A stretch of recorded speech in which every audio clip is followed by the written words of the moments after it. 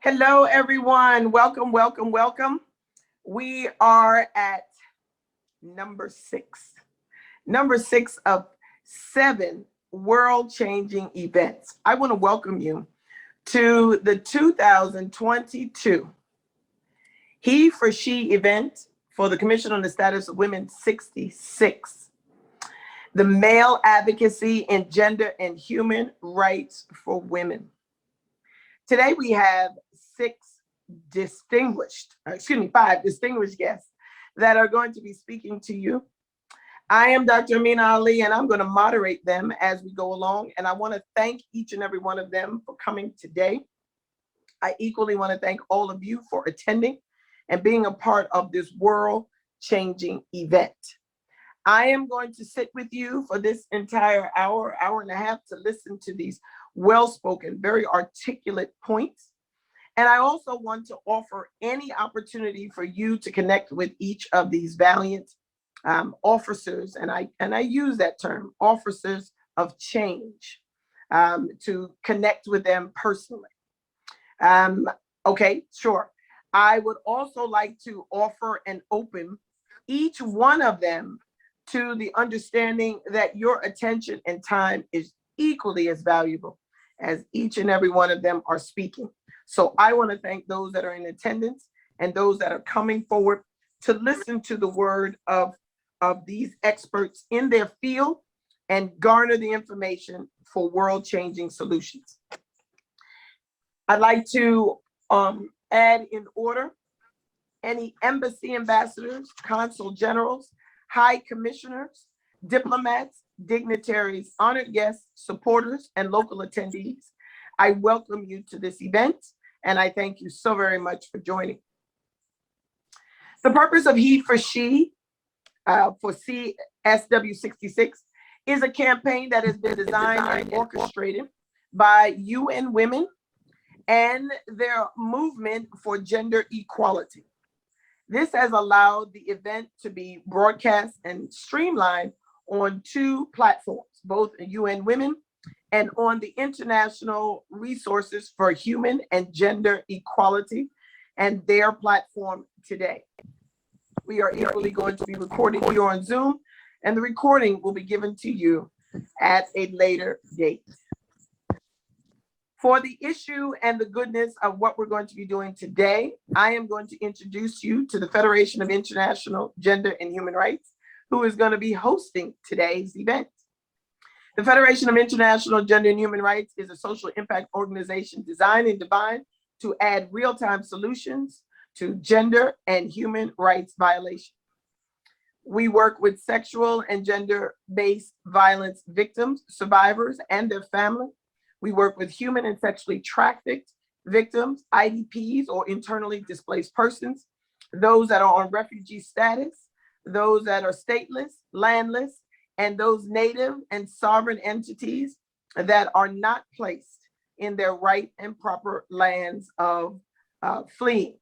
We work with those entities that are a resource and subsidies to these victims and survivors. And we also offer policy and program changes in local and international governments to govern and allow access to the relief in real time.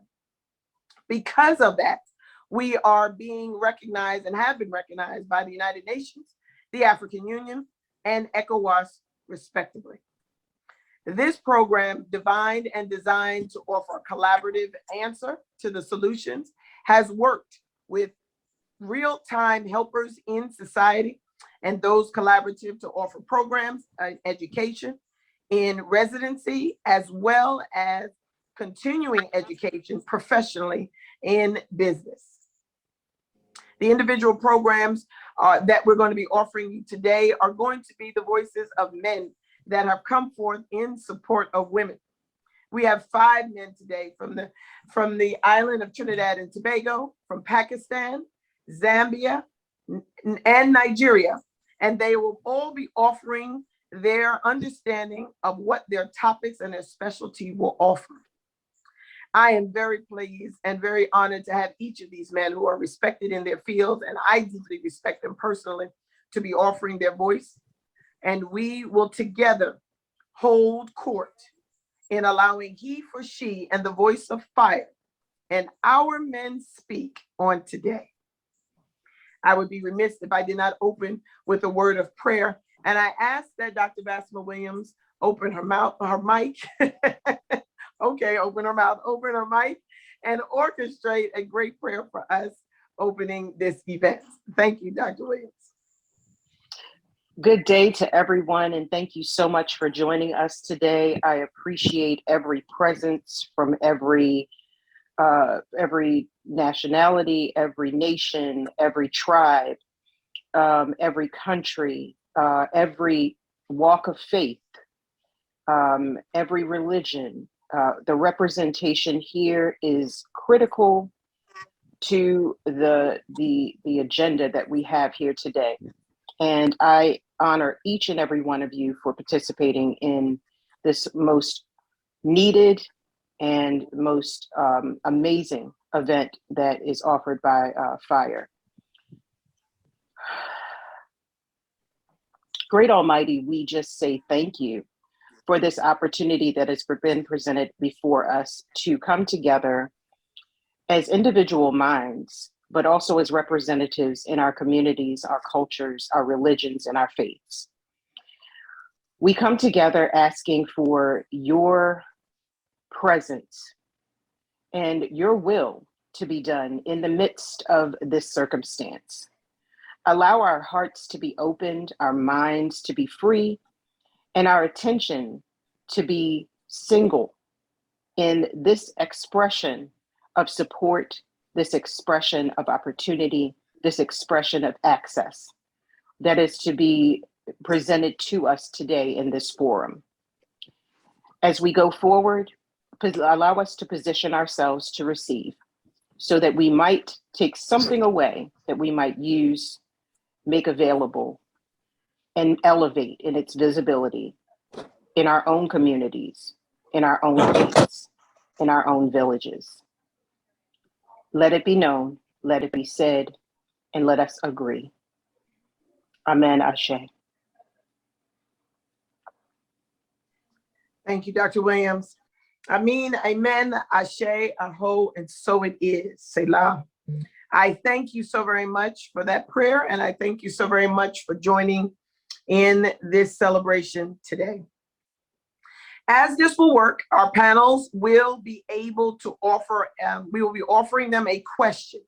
And this question will be allied with what they do and how they do it, and they will answer it in 5 to 7 minutes, and it will be timed today. We will also be asking for each of the, if you are needing, if each of the panelists are needing for me to give you a co-host setting so that you will share your screen, please let me know before you join so that I will be able to render you a co-host before you come on. Each of the panelists will be introduced formally, and I will read off their bio, and their bio will be indicative of who they are and what you will be listening to, or who you will be listening to. Afterwards, I will ask that each of the panelists leave a connecting point so that those that are here on the Zoom and those that are live stream will be able to connect with you. I will forward the information to those who ask and those who are asking for it after the program. And I want to thank each of you that are on the live stream for coming as well. And those of you that are representing UN Women, I thank you also for this talent in allowing this provision to happen. I'm moving forward. Our next panelist needs no introduction in the Islamic Republic of Pakistan. He is the UN ambassador to the Federation of International Gender and Human Rights. He speaks worldwide in a conglomerate. He just went to a peace treaty signing just recently. You can see him on LinkedIn. He's on WhatsApp, and he's all around the world. He has a great reputation in the givings of human and gender rights. And I would like to read his bio just a bit, just to show you what he has done and what it is that you are to expect out of this speaker. Ambassador Fawad Ali Langa, who is of Karachi, Sindhi, Pakistan.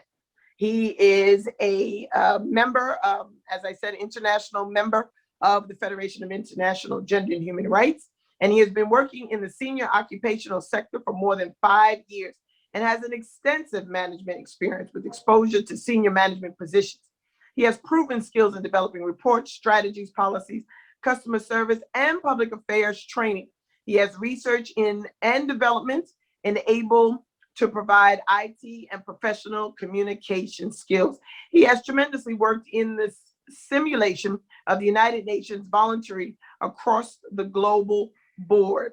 And he has, for more than 11 years, had his career enlightened with amazing international exposure. He's a trainer and simulations expert for the United Nations and also a certified life coach. He is also working as a diplomat here in the Federation of International Gender and Human Rights. And in 2020, 2021, he posed for us as one of the foreign policy makers for maternal care crisis policy. I can't say anything but thank you to him. And I welcome him to the table to speak. His question, as you unmute your mic, Ambassador Langa, is please speak on the power of the voice of the youth in the re-education of female support. The floor is yours. Thank you very much. Assalamu alaikum wa rahmatullahi wa barakatuh. Again, amazing, big things you're putting onto that, like always. And I'm really, really excited. And I'm, your smile and the way that you're welcoming the things is always be really, really making us energetic, especially to me. Alhamdulillah, alhamdulillah. Thank you so much. Thank you. We are honored to have you with us. The question is a very big and a big responsibility for the future leaders, is actually the voice of the youth. As for my profile, it's 11, but now it's more than 13 years across the globe that I've been working with the youngsters, with the youth today. And I found the current era is actually the best time and ideal time for the youth to reforming themselves, to re-educating themselves. In 2019, International Youth Day, when it has been clearly stated by the United Nations that we as a youth, especially between the 15 to 24 years, are becoming 1.2 billion actually. And it's going to be like every 6th person worldwide. And the global youth population is going to be expected to touching about 1.4 billion by 2065. That's how we are actually progressing today. And there are more young people in the world than ever before who are creating unprecedented potential for economic, social, and even cultural progresses today. The largest youth we have ever witnessed in the world is actually right now with us. Indeed, even are having a great, you can say, heads in the world right now. There are too many of these youngsters at the moment. It's having like a potential hindrance by extreme poverty, unfortunately, discrimination or lack of information.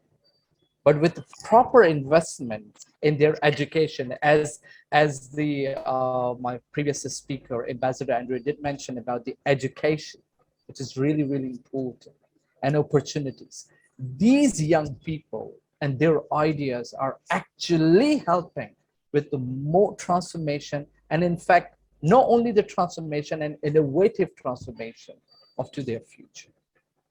Now, if we talk about itself, our women, our girls, between 15 to 19, I would say, unfortunately, but to having a pain on that, the FGM issue, the female genital mutilation issue, between now and till 2030, it has been estimated like 100 million to 140 million girls and women alive today have undergo with some form of FGM. To having like this chronic pain, infections, birth complication, and other adverse effect. But on the other hand, if the community dialogues about the health, about the community development, about the capacity development. And most important is the human rights consensus of FGM. If they have led into many into that, definitely we will reduce the effect. We will somehow mitigate the effect from across the globe from our women today. Today, more girls than ever go to school.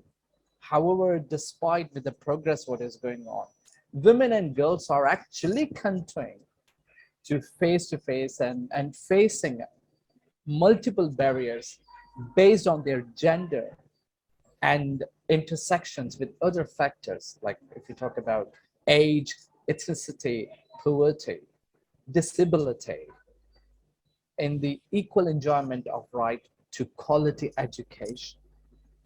These barriers actually includes like all level to access of their quality education within the education system, institutions, and classroom, etc. There are major steps and there are major constraints which our girls and our women actually is facing, is the harmful gender stereotypes and wrongful gender stereotyping today.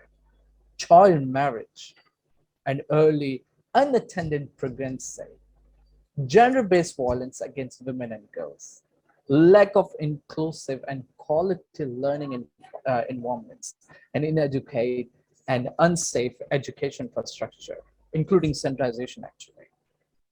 And last but the very important is the poverty.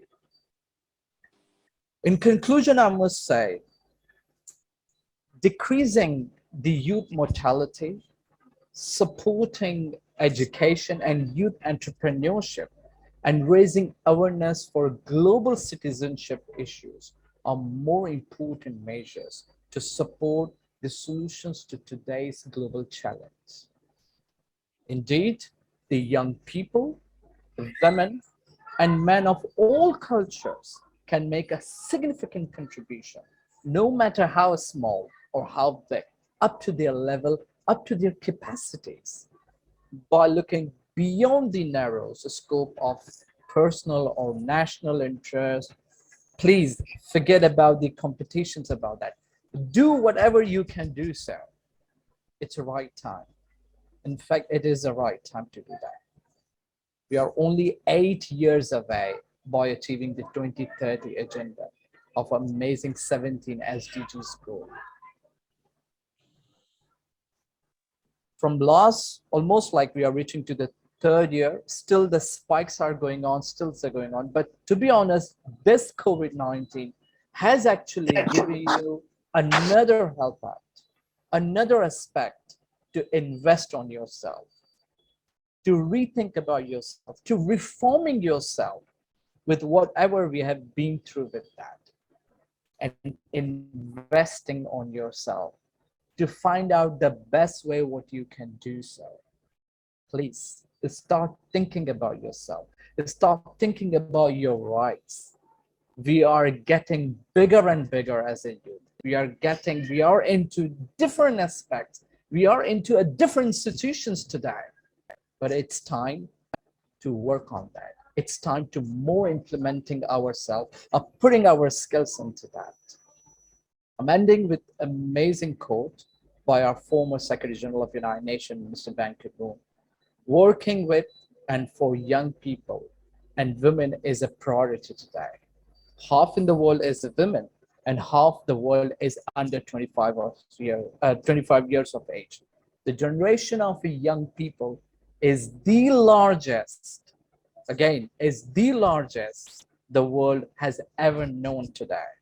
We cannot afford to create a lost generation.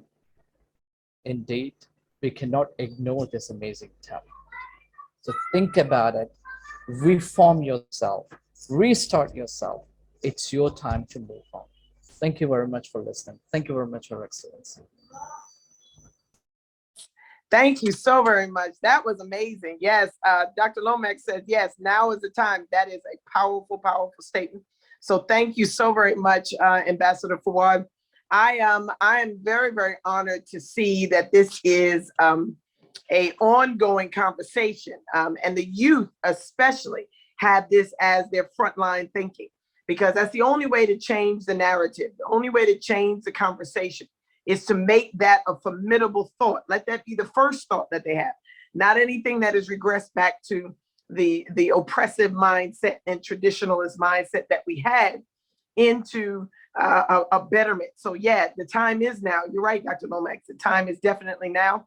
And I applaud you, Ambassador Fawad, for holding this torch and allowing this to go forward. I would ask that you put your information in the chat for those that are here in Zoom that'd like to reach out to you. I will equally forward that information to those that are on the 2 live Zooms, live chats today.